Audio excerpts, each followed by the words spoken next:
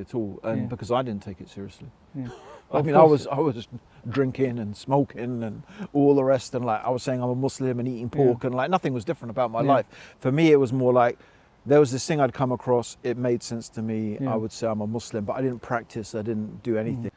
You know, like some things happened like between me and my girlfriend at the time, and that was just like a big catalyst for me, and I totally changed literally. You know, I used to smoke quite a lot of weed and stuff and hash, and I just like got rid of everything, like literally overnight, from this to that, boom. You know, anyone who smokes a lot of weed will know how hard it is. But you know, to get your stash and just throw it away, it was a big thing. Like for me, I still remember it was just tipping it out into the thing, throwing it away. It was like, I was digging around for it the next day, you know? And it was like, what have I done? I'm not saying this boasting, but my pocket money was probably what most people's wages were, right? And that's my pocket money, right? So like, you know, you're talking like, when I was thinking of money, I'm thinking about jets, yachts, my own private island, you know, that type of stuff, right? I'm thinking that's where I need to get to. Maybe I'll find happiness there, right? I came to a point when I actually made my own religion. I actually came up with my own religion, which is like a bit of Buddhism and a bit of Christianity, you know, but like everything, like all the nice bits, you know? Yeah. Okay, so, okay, what's the hardest thing for you, right, to give up? Yeah. And we didn't have a term for it then, right? But now there's a term for it, white privilege. I didn't call it white privilege, right?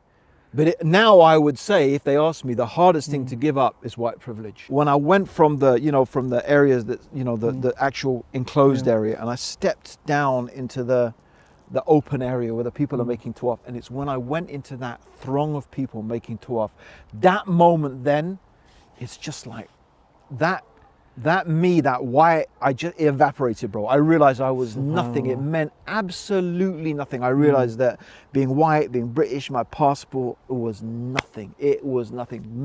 My dad died like, what was it now? You know, 3-4 years ago. Alhamdulillah, he became Muslim. There's video, you can see the video on YouTube. Alhamdulillah, 10 days before he died, he took his shahada. You know, the day my dad took shahada, right? I went back and told my mum. I said, okay. I said to Dad, you know, say shahada, and he did. He's become Muslim and whatever. I said, bro, why didn't you help? And then he said, Abdurraheem, you have to understand what it was like being a black kid brought up in Brixton and what we went through. And then it's like I realized I had no idea when he started telling me. That was really more or less the foundation of what became the man in the red underpants, like a very slimmed down version, right? To the extent that the Rand Corporation, right? They wrote, you could probably still find it. They wrote a paper called Democratizing Islam, right? Okay. And they quoted me twice in that paper based upon this letter that I written to my dad. Say, bro, I was going to ask you a question. Like, you know, how do you feel like that all your fame and everyone knows you off the back of them thinking that you're actually me? Okay, Bismillahir Rahmanir Rahim. Okay, Bismillahir Rahmanir. This is going to be a long day.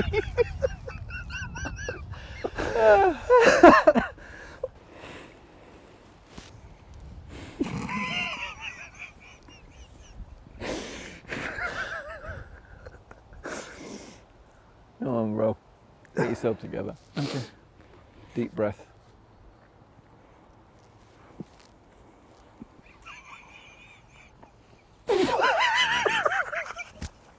This is never gonna happen, bro. Okay, Bismillahir Rahmanir Rahim. Assalamu alaikum wa rahmatullah. Welcome to the Young Smokes podcast. I'm here today not doing great. Assalamu alaikum.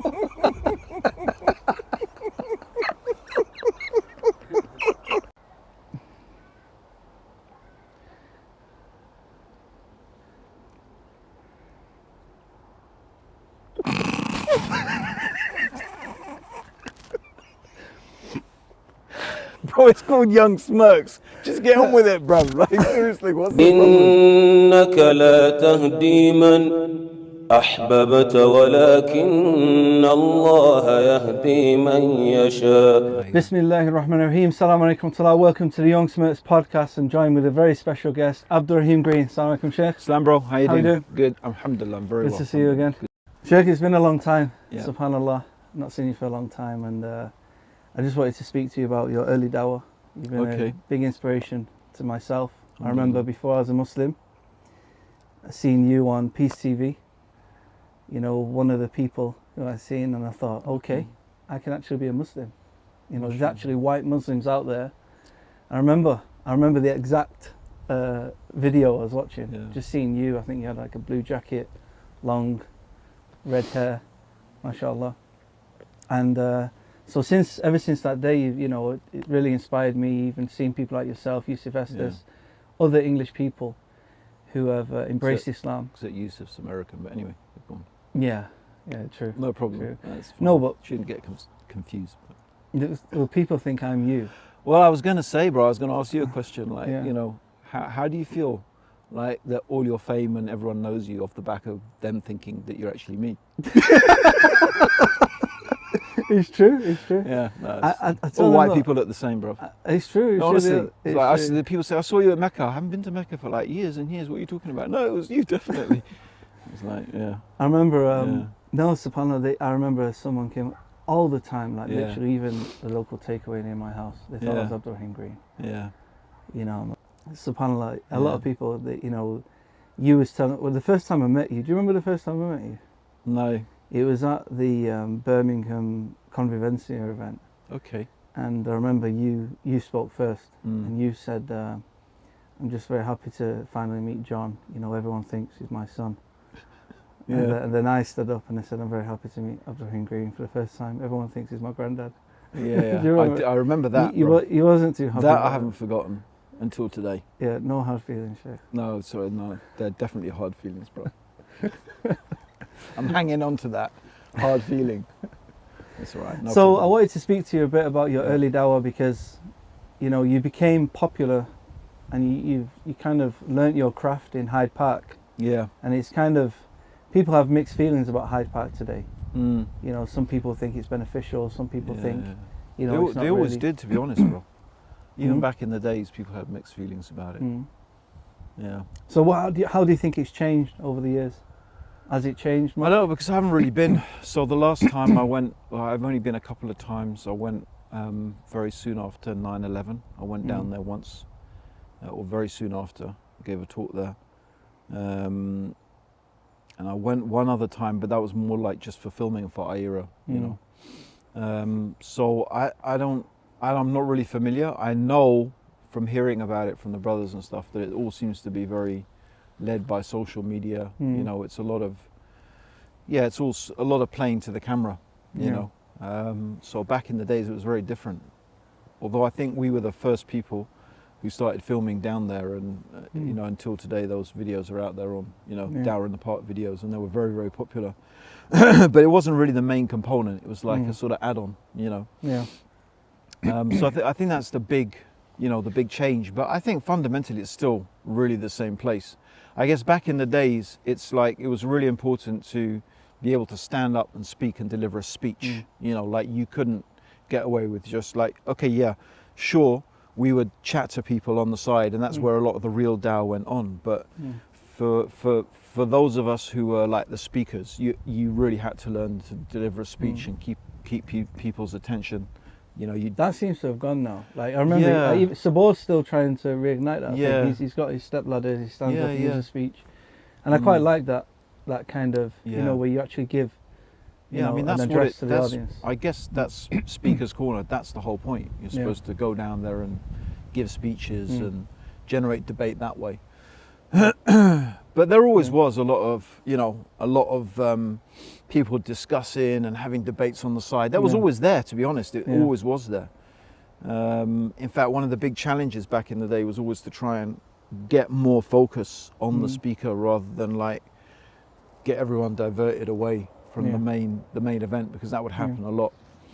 But we had a sort of technique actually. If there was someone who wanted a sort of debate with the speaker, we had people there ready to take the person on the side and take them away onto the grass and sit down and have a chat with them. Stop them heckling. Yeah, well, sort of. But obviously, sometimes they were just genuine, people who needed a more of an in-depth conversation. So we had a nice little system going there back in the days as well. We were surprisingly organised, actually. It wasn't just as random as one might have imagined. Yeah. Yeah. So I wanted to speak a bit about how did you find Islam? Because I know you've got quite an interesting story. I'm surprised you're going to ask me that question because like it's so easy to find my story about how I became Muslim. But the thing is, I think there's a few things that have not been documented. Yeah, like what? I don't know. maybe you can enlighten us. Earlier. Yeah. No. I mean, No, like what? You've had a lot of experiences, haven't you? I mean, the thing is that it's one of those things, bro. When to be honest, I've said the story so many times. It's like I just say to everyone, go and watch the video. But I mean, very briefly, look, I don't know. I was brought up a Roman Catholic. I went to a Roman Catholic monastic boarding school. I had lots of questions, but my fundamental questions were really, I guess, about what's the purpose of life. And it was basically because I just didn't enjoy school at all. I didn't really get why I was at this boarding school, stuck in the middle of, the edge of the Yorkshire Moors, literally. And far away from almost everyone and everything, and I didn't really enjoy it at all, and I guess that sort of prompted me to ask like deep questions about what am I even doing here? Why am I at this? Like it went from why am I at this school to what is even all of this school about? Right? Why am I studying? Like I'm studying to go to university so I can get a good job, so I can earn enough money, right? To send my kids back to the same school so they can do the same thing. Yeah. And I thought, is that it? That really is, because I really couldn't see anything except that was the only thing I could see, is that was it. And I thought, that can't be what life is about.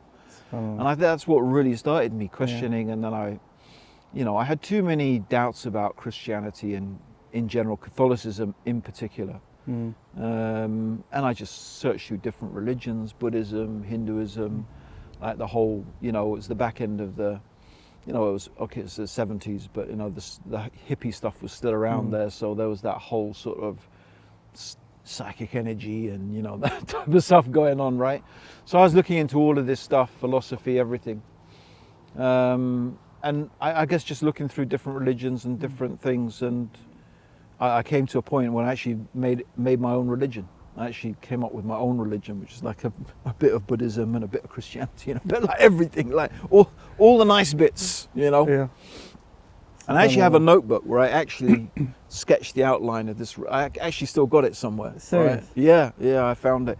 And the funny thing was that it was a very little thing, although in my mind now it was a big thing. But actually, in terms of my actual notes, it was not really much at all. But it was the worst. Like that, my own religion was absolutely the worst thing of all. And I got to the stage where I thought, maybe there's no religion, maybe there's nothing. Maybe it's just like, maybe really is money. Maybe that's what it really is about. I just don't have enough money. Yeah. And I thought, and like from my background, enough money, like you're moving on to a different level, right? If I think I needed more money than I had, that was, like my pocket, I'm not saying this boasting, but my pocket money was probably what most people's wages were, right? And that's my pocket money, right? So like, you're talking like, when I was thinking of money, I'm thinking about jets, yachts, my own private island, that type of stuff, right? I'm thinking that's where I need to get to. Maybe I'll find happiness there, right? So, but I thought, I don't want to have to work hard for my money. Like, what's the point? Like, because the whole point is to enjoy yourself, and if I'm going to work so hard, where's the enjoyment going to be, right? So I'm looking for the shortcut. I'm looking for, how can I get the maximum amount of money with the least amount of work? I suppose in some ways. Starting a religion. Yeah, no, but that's I didn't think about that, to be honest, because that would I don't know. I've seen people literally start like different churches in Africa as a business. I honestly could have. The funny thing was, I realized like 3-4 years into Islam, I realized I could have done it. I actually, but that was once I discovered Islam. Yeah. I realized this is dangerous knowledge, because you could really use, and I think any serious Christian or anyone who goes into any book that's got some semblance of something left in it, they could you know, it's not hard to start a cult, man. You know, it's not hard. You know that, but so anyway, yeah. So I was, like I said, I was searching for what's the easiest way to get money without working hard for it. So I started thinking I guess my thing was history. I went to university to study history, and I guess that's where I started thinking historically, you know, like who are the people who have the most money? Like who are the rich people in the world? Who is the rich countries? Like, so I thought of Britain, Industrial Revolution is a rich country, sixth, seventh richest country in the world. I thought Industrial Revolution, you know, all that capitalism, that's way too much work. America, the American dream, you know, the American dream is you work yourself up from the ditch, you know, and you work yourself self-made. Like that was all too much hard. The Japanese, they were rich, but that was just all they did was work. Like none of that was like appeal to me. And then I thought, oh my God, those Saudis, right? They're rich. Like, what have they done? They just sat on their camels for 1,000 years going Allahu Akbar, right? What have they done? Nothing, right? Literally nothing. And I thought, but they've got all this money. Yeah. I said, that sounds like that's the game there, right? No work, lots of money. What are these guys? It sounds like a similar idea to young Lawrence of Arabia. Yeah, well, maybe I don't want know, a piece bro. of that, you know? Yeah, well, whatever it was, but it was like, honestly, that was it. I literally, that's the attitude I went to when I picked up the Qur'an, because I thought, I knew their book was the Qur'an, that's their religion. Yeah. I thought, okay, what do I know about these people? They're Muslim, what's their book, Qur'an? Let me find out about them, right? So the interesting thing was, I was not looking for anything in the Qur'an. Like, I just wanted to see, what is this about? So that it was interesting that my frame of mind was totally without any preconceptions at all. I was not approaching the Qur'an with any other agenda except I wanted to understand what this book was saying. Yeah. And that was it. Like I got, you know, through, obviously it was a translation, but I got like 3/4 of the way through it and I just knew. I said, this is it. If there's ever been a book that's from God, this is the one. You know, I just knew from all my studies. So you have to remember, like, reading the Bible, Bhagavad Gita, all these scriptures, Buddhist, I just knew that there was nothing I'd ever come across was like the Quran. What was it that, because you're saying like 3/4 through, what was the? I think the key points were, number one, right? Lots of descriptions of the akhirah, right? Yeah. So the Quran was talking about paradise, hellfire, the day of judgment, right? And like, wait a minute, if that's going to be, if that's where we're going to be for eternity, yeah, we definitely, like, surely a book that is from God is going to tell us some details about that. Yeah. So I think that was the first thing that, not just some details, a lot of detail. I think that was one of the first things that really, like, impressed me about the Quran. And then, like, the other thing, it just answered some questions, like the Trinity. Just dealt with the issue of the Trinity. Just like, it was just like, it made so much sense. Did you ever believe in the Trinity? No. I always struggled with it. I made myself believe it, in the sense that, you know, I tried to find ways really hard, try to find ways to believe it, but it's not rational, right? You believe it by, like they would say, you have to accept it. It's a mystery. You just have to believe. There's not a rational explanation for it. It's just something you have to believe and you have to accept it. And I guess that, you know, that's just not good enough for me, right? I wasn't going to just believe it because someone told me to. And I think the scriptural foundations of it are very shaky as well. Like, it's very, like, if you go to the Bible and you read it without, you know, bias, if you go to it not looking to find the Trinity, it's not something that's going to jump out from the Bible at you, right? In fact, if anything, it's how human Jesus is, right?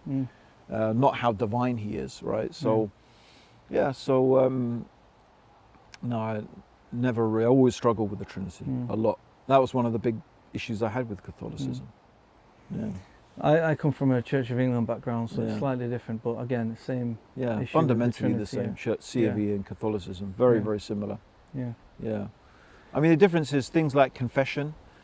I never even really the saints. I know. You know, the saint worship. That was a lot of that type, Mariology. You know, like Mary's almost like a divine being, really. You know, so that. I think the funny thing was, I remember, like, I often talk about how I remember my mum when I must have been like 9 years old, and my mum was talking to me about because I was going to school. So she was telling me, like, you know, trying to teach me the Hail Mary, because she thought like, I'm going to this Catholic school, I better, you know, prepare them for, you know, going to the school. And so she taught this prayer, Hail Mary, which is like, that's a particular Catholic prayer. So it's Hail Mary, Mother of God, blessed art thou amongst women. And when she said, Hail Mary, Mother of God, I remember thinking, Mother of God? What? How can God have a mother? That doesn't make any sense. Yeah, so... Like, how can someone give birth to... I was trying to sit there, I was thinking, how can someone be God's mummy? God's supposed to be the creator, you know, like, you understand, the whole thing was just, that's just crazy. And then I thought, well, maybe she's a bigger God than God.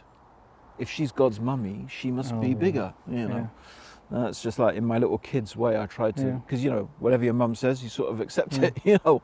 Like, so, no, I never got down with that Trinity stuff, man. No. Since accepting Islam, how has your kind of dawah to your parents kind of evolved or changed? Well, my dad died, like, what was it now? You know, 3-4 years ago.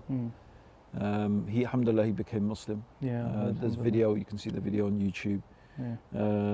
10 days before he died, he took his shahada. You know, my mum is still very obstinate. She's just not, you know. Like, my mum is a very strange one, because you'll have a conversation with her.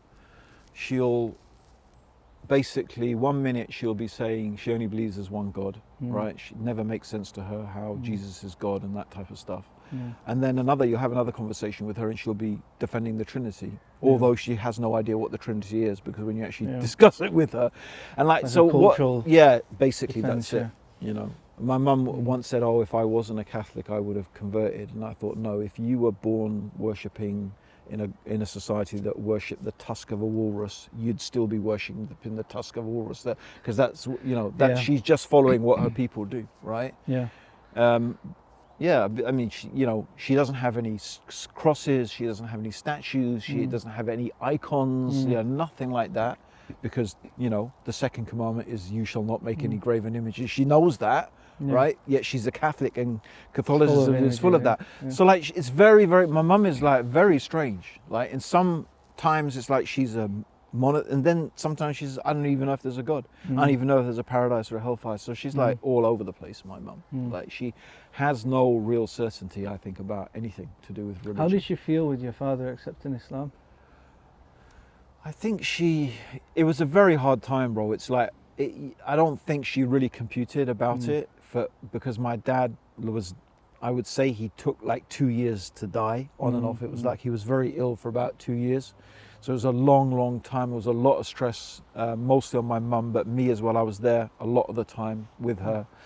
And so it was just you know, I would tell her I'm going to get him to become Muslim before he dies. You know, like, I was up front with my mum about it. You know, I'm going to try and convert him, and she knew it. You know, it wasn't like we didn't, you know, we were, because I think we spent so much time together at that time. We were like very close, I suppose we could say anything. And like, we would alternate. So she would go to see my dad one day and I would go the next day. And so we would just say, like, it happened that when she went back from the hospital, I said, how's dad? And he'd tell me, and vice versa, right? So the day I took my dad, he took Shahada, right? I went back and told my mum. I said, okay. I said to dad, you know, say Shahada, and he did. He's become Muslim. And she was like, oh, okay. You know, that was it, really, you know. So she just, I think she's sort of, like, it's a bit complicated with my mum, because she had some, like, she had I think she had a really bad flu, right, a few years ago, and it like messed her brain up really badly. And, you know, she's getting old as well.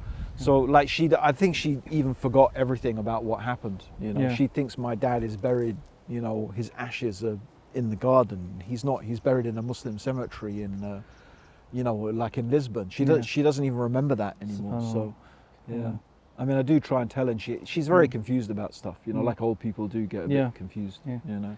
How did they react when you became a Muslim? Did they think it was like a phase?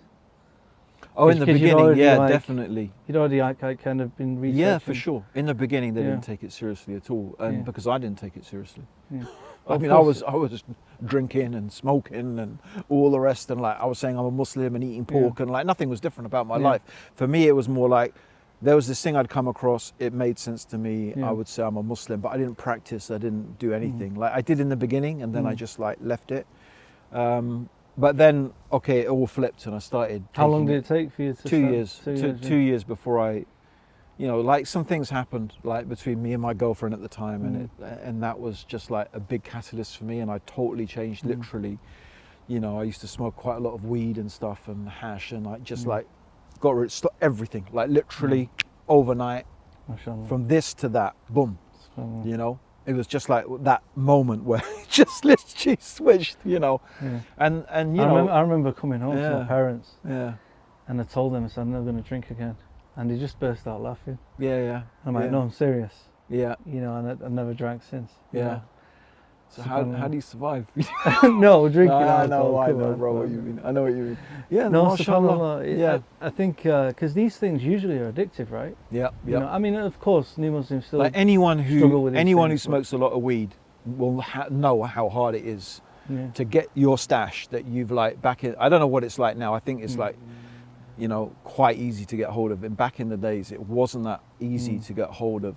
You know. You had to go around, you had to know someone. It was like a whole, I'm sure it is still like that to some extent, but you know, to get your stash and just throw it away, it was a big thing. Like for me, I still remember it was just tipping it out into the thing, throwing it away. It was like, I was digging around for it the next day, you know? And it was like, what have I done? But alhamdulillah, no, I stacked. Do you know I did that with my CDs? I threw out all my CDs, right? And I was living in a flat at the time. And the neighbour underneath the flat digged them all out, and I was listening to them for the next 6 months. He was literally playing all these music. Like, I'm like, oh no, what? You know, should have like cracked them or something. But subhanallah. That's brilliant. But subhanallah. It's not easy. I mean, for like the new Muslims who, you know, people who embrace Islam, struggling with things like this, it's not easy. No, it's not, bro. There's a lot of tests, a lot of trials. I mean, everyone's got their own particular, you know, and they're still going on, bro. It's like people think, oh, you reverts, they think we're some sort of better than them, and it's not necessarily true at all. I remember, like, when I was, I mean, one of the interesting things is that, like, when I was working in the London Central Mosque, the kids used to come and I'd, you know, show them around the mosque and stuff. And so one of the things they'd ask me is like, once the kids say, well, okay, what's the hardest thing for you, right, to give up? And we didn't have a term for it then, right? But now there's a term for it, white privilege. I didn't call it white privilege, right? But now I would say, if they ask me, the hardest thing to give up is white privilege. You know, that idea that you are better because you're British, because you're white, because you're whatever. That is because that's something deep. You know, that's like from when you're little. I don't think someone can even. I think it's very difficult to become a Muslim unless that is broken first. Because I remember going to Africa as a non-Muslim, and I had this kind of idea of the Great British Empire type thing. You know, I wasn't. My family are not racist, really. But I was proud of, the history of Britain. Bro, I was brought. My dad was a colonial administrator, I know, right? My dad was a colonial administrator. Worked for the IMF, Barclays International, right? He was posted to Egypt. You know, the British embassy in Egypt is still a leftover of the days when the British ruled Egypt, right? It's this massive, huge place, right? We used to go there regularly. Like that's where we would sort of, my dad always knew the ambassadors, so like. That was still deep. Like breaking that. You're right, bro. You're right that in many ways I'd already broken it, but I wouldn't say it was like not getting fully, it out completely. Like Abu Dar. I'm sure he wasn't like really racist, but he still said to Bilal, "You son of a black woman," right? He still had that like getting rid of those. It's just like totally and the problem is, bro, because we're still surrounded by the fact that. We are privileged. That's just the reality. I mean, of course, you can get rid of you can try to get rid of your kind of superiority complex, but you're always going to be treated differently as well. Yeah. Just by being white. Yeah. You know, which you can't deny that as well. Yeah. You know, Yeah. certain, you know, just the way you get treated in a local masjid, for instance. You know, it might be different to someone of a different background. Well, back in the days, bro, there was a lot of hostility, actually, funnily enough. Like, people wouldn't even believe that you were actually Muslim. I remember walking to a mosque in Birmingham and it says, like, are you a Muslim? Yeah. He said, no, you can't be, you're a Gura. You know, they couldn't believe that, like, no, you're a Gura, you can't be Muslim. Yeah. And you know that Gura, but they say it in a certain way, Gura means kafir. It doesn't just mean Gura, it means kafir. Like, it's synonymous. Yeah. So it wasn't like always the case that, you know, people looked at you because you're white, like you're something special, or what. It wasn't always like that. Not back in the days, bro. It was quite tough. And getting married, that was a whole different, that was a whole different ball game, bro. And people are still struggling with that, to be honest, until today.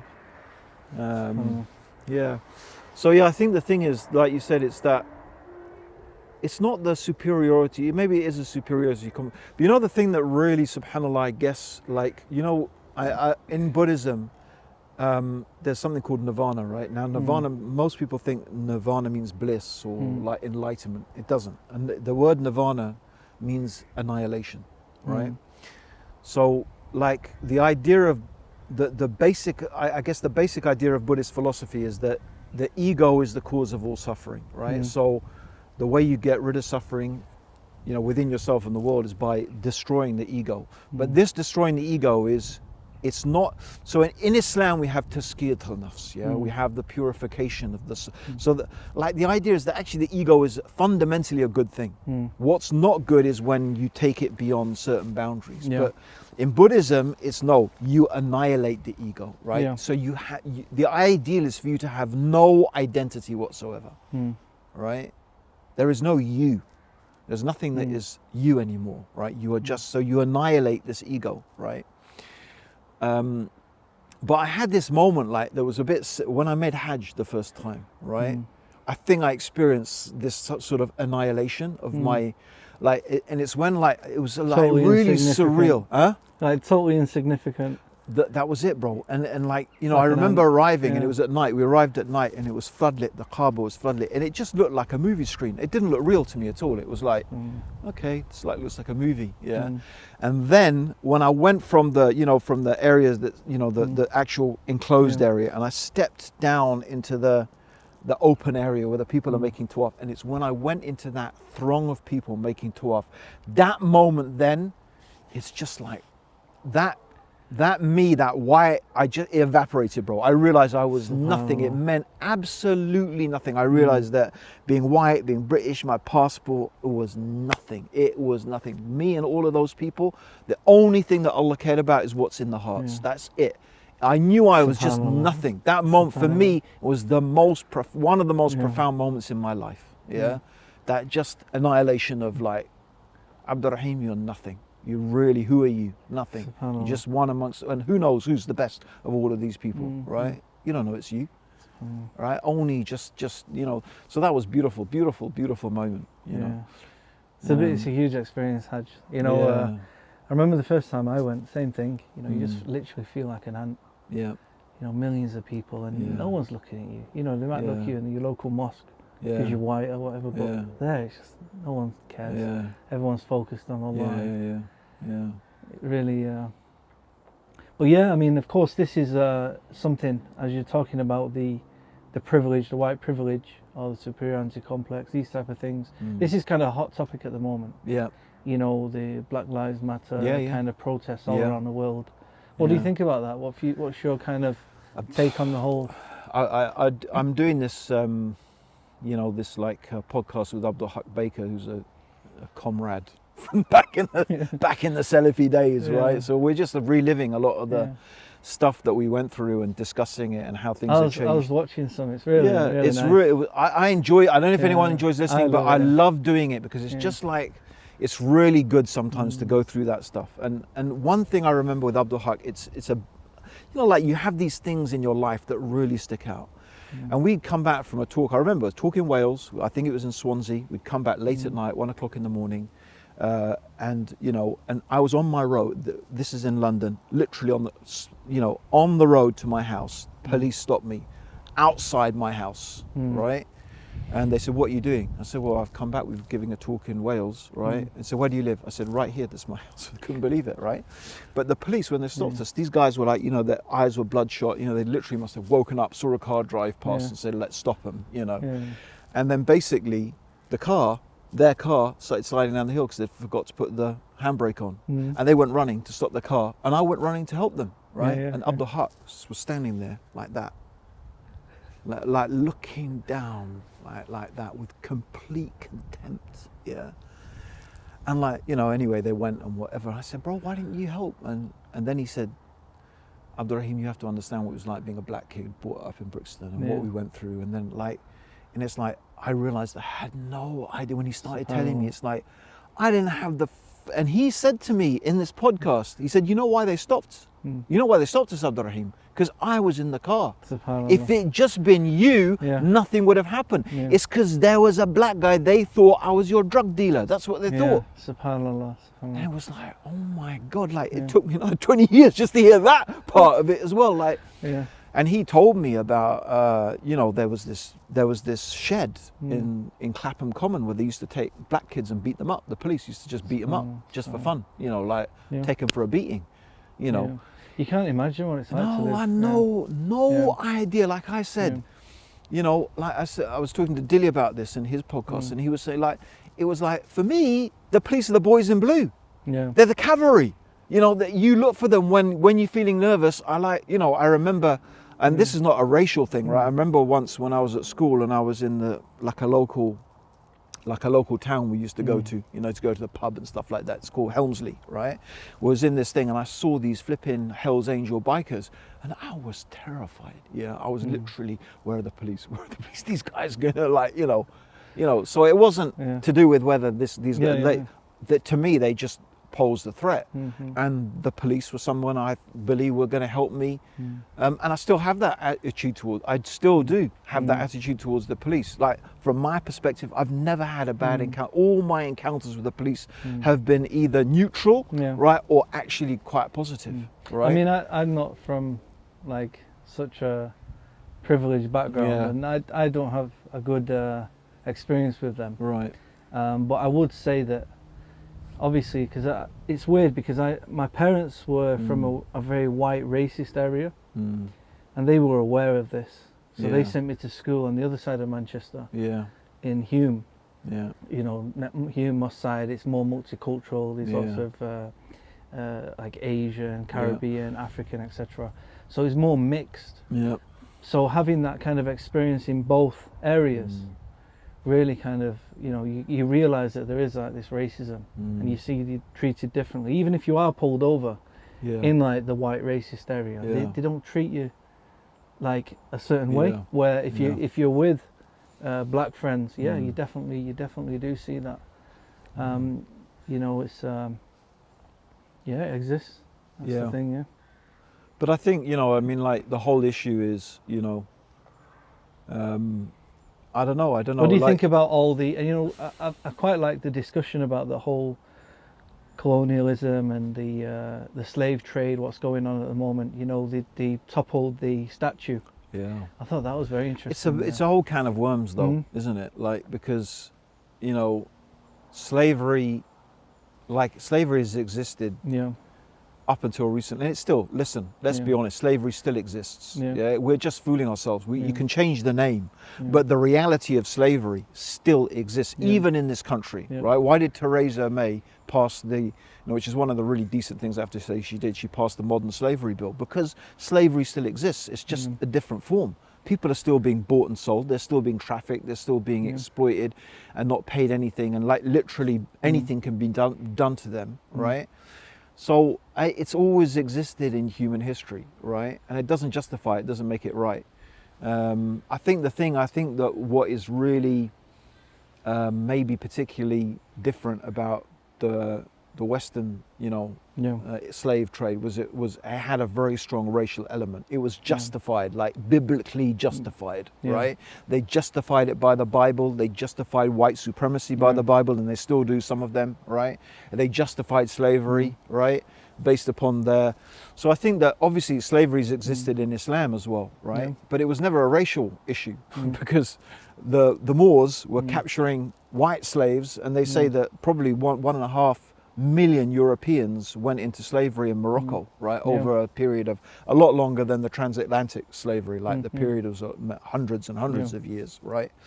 But it was not based on race, right? It's just based on that was the status quo, right? I mean, that was the times as well, all the empires like. But I think the other thing is that I think, Islam's perspective on slavery it's interesting from the point of view of maybe trying to abolish slavery is futile in the sense that it's never going to stop. Yeah. What is more effective is changing people's behaviors, right? Changing how you treat another human being, changing the way that you behave to them. And I think that you look at the Islamic paradigm and it was like, it didn't abolish slavery, right? But the relationship between the slave and the master was reformulated really dramatically, so Islam gave very, very strong rules about what you were not allowed to do to a slave, how you had to feed them with what you fed, you have to dress them the way you dressed. It was almost like they became a member of the family, right? They became and then the huge encouragements to free slaves as an act of virtue and stuff like that. So I think it's about transforming attitudes, which is what really is important, because you can change names, but the reality of the situation is really there. It's what is more important is transforming how we think about other human beings. And I think then when it comes to racism, right, back to Black Lives Matter, I think that's another thing that I found about Islam is that, that very, very strong ethos, there's no difference between the white and the black, the Arab, the non-Arab, your tribes and nations to know one another, not hate one another. The best of you is only the most pious, right? These are very, very strong messages, right? That anyone who's sincere about their religion, right, I think will make a real strong effort to get rid of that racism and tribalism out of their system. I wanted to speak to you about the Dawah in UK. Dawah to our own tribe. I was speaking about tribes. I feel like obviously in the major cities there's a lot of Muslims, London, Birmingham, Manchester, all the big cities, but a lot of the countryside, the villages, there's very little Islam and Muslims, and I feel that a large portion of our tribe has not heard the message. I think interacting with, it's very interesting that in places where they have high immigrant populations and high Muslim populations, generally people's attitude towards immigrants and Muslims is positive, right? It's more positive. It's where they don't interact, where they don't actually have living experiences of meeting and talking to and having Muslim friends, right? That's the key. The key is having friends who are Muslim, and I think when people do meet Muslims and they see they're human beings like they're human beings, right? And maybe they might even admire and respect some of the values that they have as Muslims, right? Then that's a great way of breaking down barriers. I live in this town here, and I think we're the only Muslims. There's us and maybe someone else, the only Muslims in the town, right? But it's one step maybe. We don't really go out there and preach to people or anything like that. But people see us, they see our presence, our kids are around. They interact with us. My wife still, mashallah, wears the full niqab, goes into town. Like, people are very polite and very nice, and generally super friendly, and treat her really nicely. The thing is, what English people are like, though. They'll never say it to your face. They're like. No, I think there's. You're right. Even sometimes there's a polite sort of whatever, but the difference between that and people who are actually quite genuine. And my wife is actually quite a sort of conversationalist type of person. She's like, she will really I think people get surprised how, how she communicates really like clearly and positively, and you know, like it's sort of like what? Like sometimes like you can speak. Isn't it ironic now, bro, with all the face masks and the coronavirus face masks? Honestly, I went to the co-op today, and it was like this girl at the counter with, you know, with a face mask, and it's like, oh my god, like that's like a niqab. Like this is like a real, like this is just like, what, this is weird. No, it's crazy, subhanAllah. Yeah. So yeah, I mean, what was your inspiration for the man in the red underpants? Well, I used to, we still do this Dawah training course. Yeah. Like before IERA, to clarify, it's your book. It's the name of your book. Yeah, it's the name of a book that I wrote. It's not like something else. It's not from back in the club days.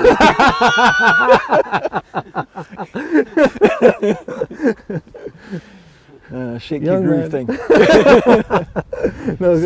So yeah, no, like, so I used to give this Dawah training course, which is basically what is now known as the Go-Rap method. I didn't call it that in those days. It was I called it the systematic approach to Dawah.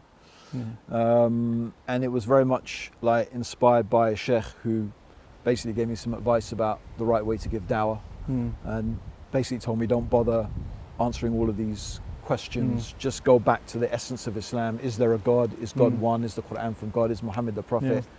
And I you know, it's a revolutionary approach, really, you know. And so I was doing this course in this, actually it was like a private house. It was just like his family and some friends and stuff. And so part of the thing is that to get people to think about, before we have a conversation about, you know, trying to understand anything about the God, the universe, whatever, let's agree on some principles. So I'd always say, look, start with, you know, your foundational principles, right? What process are you going to use in order to know what is true from what is false, right? So, like, obviously there's various things, like you're just going to follow your ancestors. Is that what you're going to do, right? Whatever they did, you're going to do, right?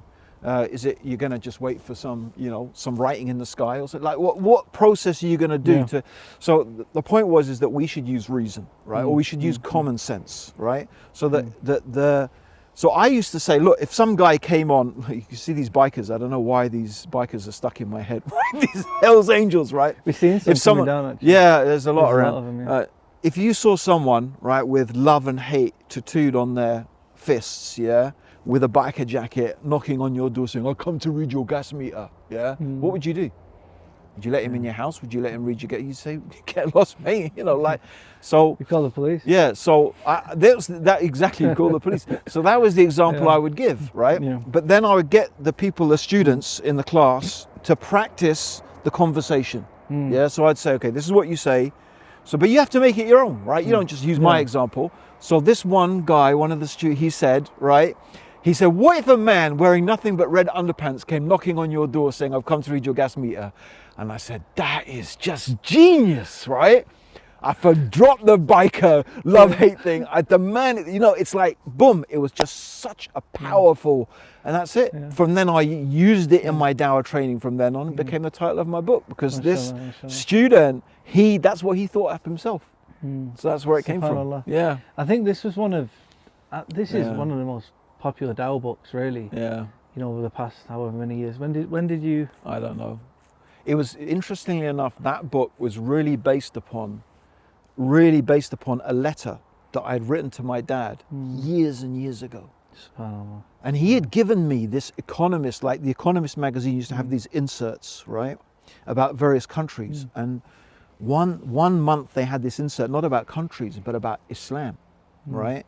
And it was talking about Samuel Huntington, Clash of Civilizations, and this whole thing was about Islam and the West, and is there a clash or whatever. And my dad used to read The Economist, right, a lot, and he gave me this and said, well, what do you think of this? And then I tried to have a conversation. Within minutes it was an argument. So I said, okay, Dad, let's forget the thing. I'm going to write you something, So I literally wrote him what ended up being, you know, a 100-page, almost a book, right? It was in 2 parts. The first part was really basically proving that Islam is the truth, right? And that was really more or less the foundation of what became the Man in the Red Underpants, like a very slimmed down version, right? And that, interestingly enough, that paper was in the early days of the internet, like early days in the internet, right?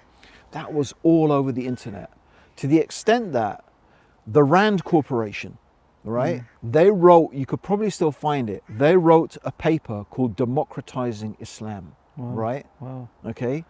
And they quoted me twice in that paper based upon this letter that I written to my dad, right? That was all over the internet. Twice they'd quoted me, the Rand Corporation, yeah? Because I basically said, the West don't believe in human rights, they don't believe in any of this stuff, right? When it's convenient for them, they believe in it, right?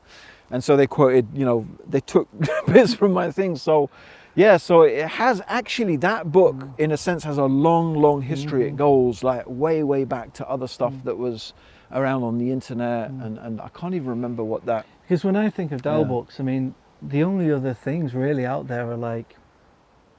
It's very different, isn't it? A lot of them are like just transcripts of debates and things like that. They're not really anything. Or just, you know, just Bible bashing. Yeah, you know, exactly. Like the Ahmadiyyat stuff, which had its time and place. But you know, not really Dawah to Islam, is it? No, it's not. Or then you have Islam in Focus, which is almost sort of like Islam says this and Islam says that.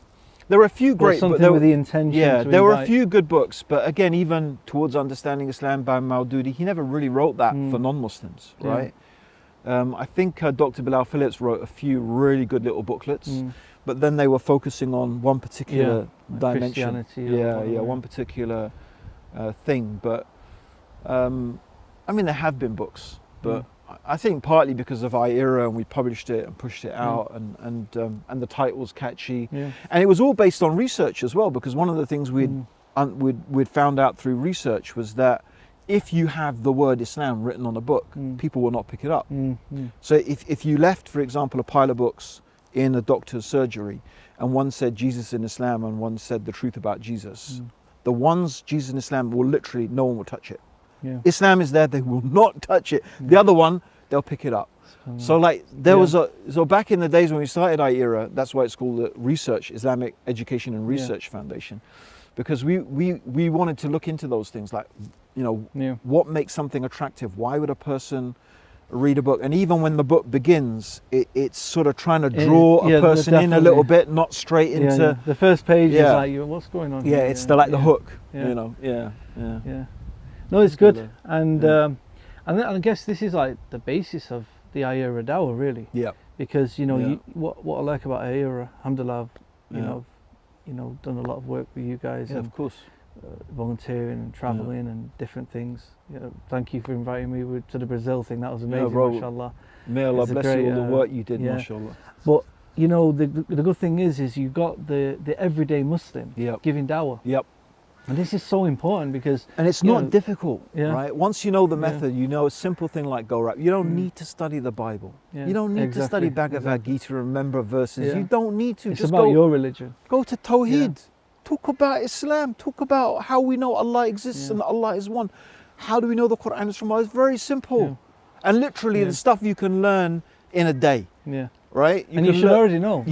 Most of it you should already know anyway. Right? It's just about putting it together systematically. And the beautiful thing is, it's very logical. It has a very logical, like step by step by step. And if the person you're talking to doesn't want to take the next step, you say, okay, that's it. It's been nice talking to you. Let's leave it there. There's no need to go any further, right? If a person doesn't accept that there's a God, why would you want to talk about hijab? Like, why? He doesn't even believe there's a God. What's the point? Leave it. You know? Alhamdulillah. Jazakallah khair. It's been nice to see you, and hopefully we'll catch up again. Yeah, inshallah, bro. Inshallah, in 5 minutes, inshallah. In a warmer location. جزاك الله خير. السلام عليكم. إنك لا تهدي من أحببت ولكن الله يهدي من يشاء.